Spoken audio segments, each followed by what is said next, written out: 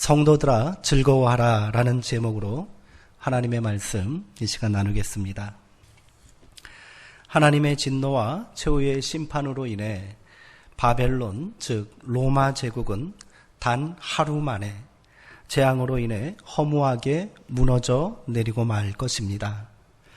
1000년이 넘는 세월 동안 견고하게 쌓아 올린 로마의 영광이 사라지는 데 걸리는 그 시간은 찰나에 불과하다는 거예요.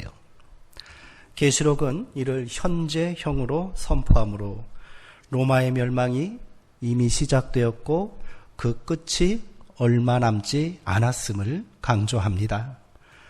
악마화된 제국의 멸망을 두고 사람들의 반응은 크게 둘로 나눠집니다.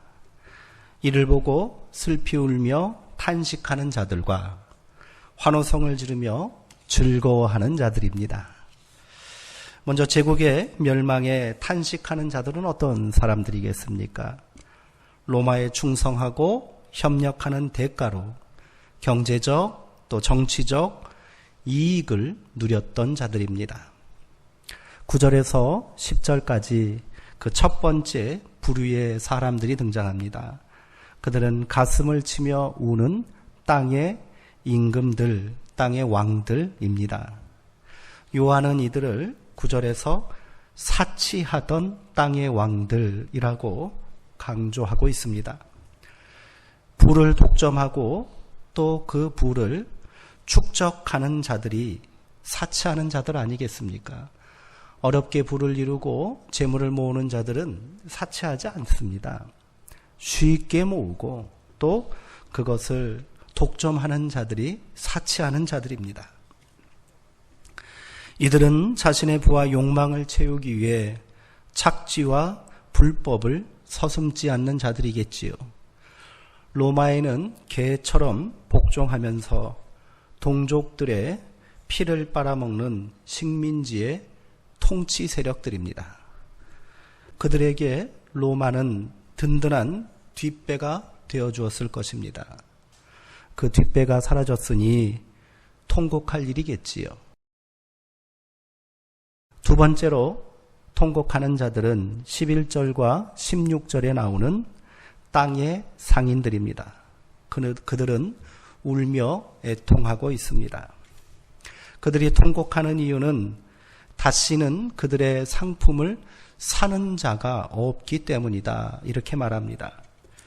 약소국의 자원을 수탈하고 착취하면서 부를 축적하던 국제 무역상들이겠지요. 계시록은 땅의 상인들이 제국과 함께 종말을 고해하는 이유를 그들이 취급했던 물품들을 자세하게 열거함으로 고발하고 있습니다. 이들이 취급한 물품들은 기본적으로 생필품이 아닙니다. 화려한 치장을 위한 귀금속과 고가의 옷감들입니다. 의리의리한 대저택을 꾸미고 건축물을 세우기 위한 건축자재들입니다. 흥청거리는 잔치와 향락을 위한 향신료와 고급 식자재들입니다. 그리고 맨 마지막에 이들이 취급한 물품에는 종들과 사람들의 영혼이 있습니다. 이들에게 이 마지막 노예무역은 가장 큰 이문을 남기는 것이었고 심지어 그 앞에 소와 양과 말과 같은 짐승보다 아래에 기록되어 있다는 거예요. 그만큼 하찮게 취급했다는 얘기겠지요. 계시록은 이처럼 물품처럼 거래되는 노예들을 종이라고 명명하면서 그들이 사람의 영혼이라는 사실을 강조하고 있다는 겁니다. 당시 노예는 영혼이 없는 물건처럼 취급되었습니다. 그러나 요한은 이들도 하나님의 형상대로 창조된 사람의 영혼임을 강조하고 있는 거예요. 이를 통하여 노예무역을 강력하게 반대하고 규탄하고 있다는 사실을 우리는 알 수 있습니다. 계시록은 로마 제국이 하루 동안 재앙에 멸망했다면 그러한 부를 축적하고 있는 사람들은 1시간 만에 모두 망하게 될 것이다 라고 고발하고 있습니다. 마지막 세 번째로 제국의 멸망에 탄식하는 사람들은 17절에서 19절까지 등장하는 모든 선장과 선원들입니다. 이들은 해상 무역을 장악한 독점 세력들을 말하는 것입니다. 이 사람들은 불타는 연기로 사라지고 있는 제국을 보며 망연자실하고 있습니다. 그리고 티끌과 재를 머리에 뿌리며 통곡하고 있답니다. 계시록은 바다에서 배를 부리며 보배로운 상품으로 치부하던 모든 자들도 이 모든 종말을 보며 스스로 우리가 1시간 만에 망하게 되었다라고 탄식하고 있다고 말하고 있습니다. 탄식하는 자들의 입에서 나오는 화 있도다, 화 있도다 하는 말이 계속 반복되고 있지요. 이 화 있도다라는 말은요, 원래 구약의 예언자들이 불의한 도성과 불법한 자들을 그들을 향한 심판과 멸망을 예고한 조롱의 노래입니다. 일찍이 이사야는 화 있을진저, 화 있을진저 하고 이들을 향한 조롱의 노래를 예언했습니다. 예수님도 마찬가지입니다. 예수님도 예언자의 전통에 따라 예루살렘과 타락한 종교 지도자들을 향해 화 있을진저 외식하는 바리새인과 서기관들이여 하고 그들을 질타하셨지요. 이제 그 노래를 불의하고 불법한 자들이 자기 입으로 스스로 고백하는 순간이 되었다는 것입니다. 20절의 말씀은 우리 같이 한번 읽어보길 원합니다. 18장 20절입니다. 하늘과 성도들과 사도들과 선지자들아, 그로 말미암아 즐거워하라. 하나님이 너희를 위하여 그에게 심판을 행하셨음이라 하더라. 아멘. 하나님의 진노와 심판으로 인해 영원할 것만 같았던 제국은 사라지고 그 악마적 체제와 질서에 빌붙어 살던 자들은 모두 종말을 구하게 되었습니다. 이들의 탄식과 애통함은 반대로 그동안 착취와 박해의 대상이 되었던 약자들에게는 해방과 기쁨의 환호성이 될 것이다 라고 말하는 것이지요. 계시록은 그날에 하늘과 성도들과 사도들과 선지자들이 그로 말미암아 즐거워할 것이다 라고 증언하고 있습니다. 하늘은 로마에 의해 살해된 모든 순교자와 죽은 성도들이 살아있는 역사의 불가역적이고 또 심층적이며 초월적인 차원을 상징합니다. 성도와 사도들과 선지자들은 아직 이 땅에서 숨쉬며 하나님의 말씀과 그리스도를 증언하는 교회의 구성원들을 말하는 겁니다. 하늘과 땅이 이 자리에서 하나가 되어 기뻐하고 있습니다.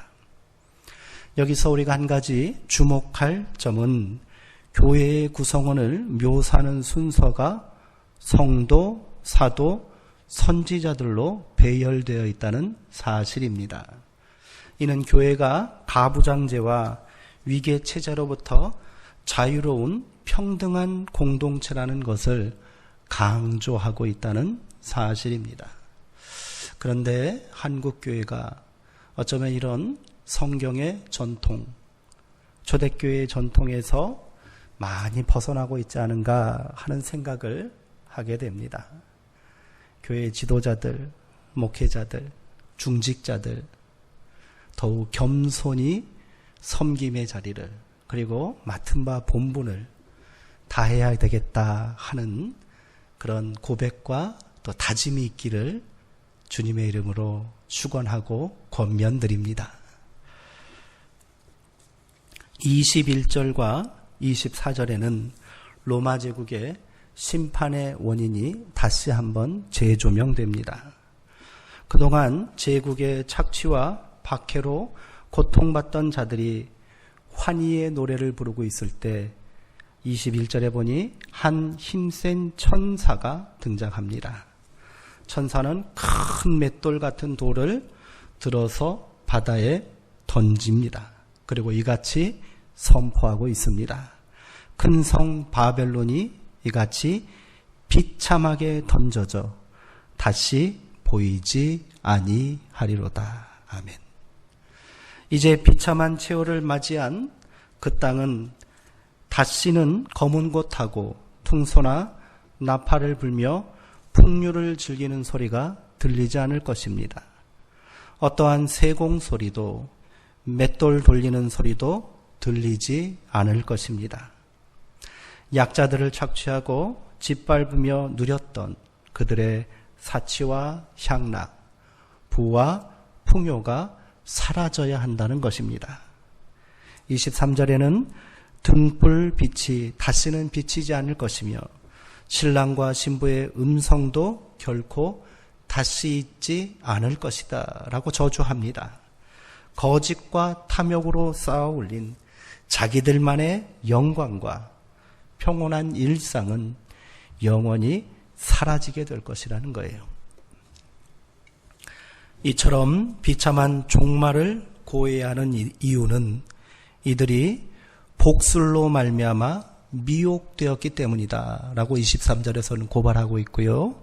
이어지는 24절에는 선지자와 성도들과 땅 위에서 죽임을 당한 모든 자의 피가 그 성에서 발견되었기 때문이다 라고 말합니다. 제국이 멸망한 그 자리에 보니 피가 가득하다는 거예요. 감춰져 있고 숨겨져 있던 그 죄악들이 폭로되었다는 거지요. 로마 제국은 우상 숭배를 조장하여 사람들의 눈을 멀게 하였습니다. 그리고 거기에 저항하는 눈뜬 자들을 잔인하게 학살하였습니다. 어찌 그 죄악을 그냥 내버려 둘 수 있단 말입니까? 공의의 하나님은 결코 이를 용인하지 않으시는 분이십니다. 거짓과 기만으로 세워진 것들은 사라져야 합니다. 그에 저항하는 약자들의 권리와 명예는 다시 회복되어야 합니다. 단지 그리스도인들 뿐만이 아니라 교회 밖에 있는 희생자들, 그들을 위해서라도 반드시 하나님의 심판은 실행되어야 합니다. 24절을 주목해 보시기 바랍니다. 파괴된 도성으로 인하여 드러나게 된 그 피는 선지자와 성도들의 피뿐이 아니라 땅 위에서 죽임을 당한 모든 자의 피입니다. 교회와 신앙 공동체를 넘어 그 땅에서 그 로마의 질서에 항거하고 저항했던 힘없는 약자들이 흘린 피라는 거예요. 하나님께서는 그들의 피도 기억하고 계신다 하는 것을 증언하고 있는 겁니다. 말씀을 정리하면서 저는 오늘 이 계시록의 말씀이 우리에게 주는 교훈이 무엇인가, 그 말씀을 통하여 우리가 무엇을 깨닫고 고백해야 하는가를 깊이 생각해 보았습니다. 계시록은요, 구원의 성취, 종말의 도래를 염원하는 책임과 동시에 하나님의 심판이 반드시 임해야 함을 고대하는 책이기도 합니다. 하나님의 심판이 속히 이루어지소서라고 고대하는 책이라는 거예요. 성도들이 탄식한 이유가 여기에 있었습니다. 하나님의 심판만이 이 땅에 참과 거짓을 분명하게 구분짓고 드러나게 할 것입니다. 하나님의 심판은 공의의 표이기 때문입니다. 거짓과 기만으로 감추어져 있던 인간의 죄악과 탐욕이 드러나게 될 것입니다. 인간을 도구화하고 권력과 부를 신처럼 섬기던 자들이 종말을 고하게 될 것입니다. 그것이 진리편에 서서 고통과 박해를 견디며 약자들과 함께 눈물을 흘리는 교회와 성도들의 거룩한 믿음과 인내를 통해 성취되는 것임을 잊지 말아야 합니다. 계시록은요, 이 하나님의 심판과 종말이 성도들의 탄원이, 성도들의 기도가 하늘에 미칠 때, 성도들이 불의에 항거하면서 흘린 피가 가득 찼을 때 하나님께서 응답하시는 사건으로 묘사하고 있다는 사실입니다. 지금 온 세상은 고통 가운데 있습니다. 저는 이것이 하나님의 공의로운 심판이 분명하다고 생각합니다. 왜 그렇습니까? 이를 통하여 참과 거짓이 드러나고 있기 때문입니다. 그 속에서 우리가 부인할 수 없는 것은 그동안 외면하고 묵인했던 우리 안의 죄악과 거짓들이 드러나고 있다는 사실입니다. 참담하고 아프지만 이게 진실입니다. 성경을 곡해하고 자신이 하나님이라고 세상을 기만했던 신천지 무리들의 거짓이 폭로되었습니다. 자기 존재를 과시하기 위해 세상 권력의 중심에 서려 하는 기독교 지도자들의 욕망이 폭로되었습니다. 극단적인 세대주의 종말론에 심취하여 세상을 악마화하였던 기독교 단체의 실체가 드러났습니다. 신앙교육을 빙자하여 사람들의 고통에는 아랑곳하지 않고 돈벌이에만 열중하던 자들의 탐욕이 드러났습니다. 그 속에서 교회도 성도도 자유롭지 못합니다. 용인했고요, 묵인했고요, 암묵적으로 동의했습니다. 이단성에 대한 그러한 의심이 들기에 교류를 금지하고 또 자제하라는 권고만 내렸지 인터콥을 이단으로 우리가 배척하고 끊어내지 못했습니다. 한국교회에 깊이 뿌리박혀 있는 세대주의 종말론이 왜곡된 신앙이 그들과 하나였기 때문입니다. 학교가 문을 닫고 아이들이 집에서 머물러야 하는 시간이 늘어났지요. 불안합니다. 이 불안한 심리, 그리고 또 그것을 파고든 자칭 선교사의 장사 노름에 교회도 놀아났고요. 믿음의 가정도 부모들도 동조했습니다. 세상이 어떻게 되든지 사람들은 어떠한 고통 가운데 있든지 상관없습니다. 우리 아이만 거기서 귀숙하고 합숙하며 공부하고 영어도 배우고 유학도 가면 그게 하나님의 은혜요 축복이라고 말했습니다.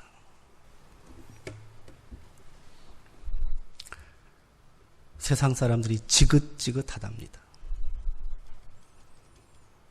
급기야 광주의 교회에는 목사 나오라고 사람들이 소리 지르고 있고 결안을 던지고 있고 비난하고 있습니다. 세상 사람들은 교회를 향해 조롱의 노래를 부르고 있습니다. 이때 우리는 어찌해야 하겠습니까? 오늘 말씀은 이를 즐거워하라고, 하나님의 공의로움을 찬양하라고 선포하고 있지 않습니까? 부끄럽고 아프지만 우리 안에 숨겨진 죄악과 거짓이 드러남을 즐거워합시다. 고통스럽고 참담하지만 우리 속에 내재되어 있던 탐욕과 위선이 폭로되매 감사의 찬양을 드립시다. 그래야 다시 시작할 수 있습니다. 그래야 교회가, 이 땅의 성도가 진리편에 다시 서고 고통받고 울부짖는 이들 사이에 다가갈 수 있지 않겠습니까? 하나님의 진노와 고통을 받아야 한다면 교회가, 성도가 먼저 받아야 마땅하다고 생각합니다. 그렇게 우리가 징계를 받음으로 세상이 평화를 누리고, 우리가 채찍에 맞음으로 사람들이 나음을 받기를 자청해야 한다고 저는 생각합니다. 우리 주님께서 주신 최고의 계명이 무엇입니까? 하나님을 사랑하고 또 내 이웃을 내 몸과 같이 사랑하라라는 것입니다. 코로나19로 인해 자영업자들이 문을 닫고 스스로 목숨을 끊는 사람들이 나옵니다. 사람들이 일상의 제약을 받고 고통 가운데 있는 상황에서 예수님께서 우리와 교회를 향해 새 계명을 주신다면 어떤 계명을 주시겠습니까? 욕먹더라도 악착같이 모여서 예배드리라고 명령하실까요? 세상이 교회를 탄압한다라고 소리 높이라고 하실까요? 예수님은 교회가 먼저 포기해라, 성도가 먼저 고통을 감당하라 말씀하지 않으시겠습니까? 심판도 하나님의 역사입니다. 이로 인한 고통과 고난도 하나님의 은혜입니다. 사랑이 없으면 분노하지도 않습니다. 애정이 없으면 채찍을 들지도 않습니다. 하나님께서 여전히 우리와 함께 하시고 이 땅을 통치하신다고 믿는다면 심판은 종말에만 일어날 일회적인 사건이 아니라는 사실을 우리가 명심하고 깨달아 고백해야 될 줄 믿습니다. 그래야 우리가 다시 정결한 주님의 신부로 거듭날 수 있습니다. 그래야 우리가 다시 세상의 빛과 소금이 될 수 있습니다. 함께 기도하시겠습니다. 아버지, 우리를 용서하여 주옵소서. 우리는 교만했습니다. 우리가 누리고 있는 이 영광과 권세가 나의 것이라고 착각했습니다. 그렇게 사람들의 아우성에는 귀를 닫고 세상의 비난에는 더 큰 목소리로 대항했습니다. 그렇게 세상 사람들은 교회를 향해 조롱의 노래를 부르고 있습니다. 주여, 우리로 돌이키게 하여 주옵소서.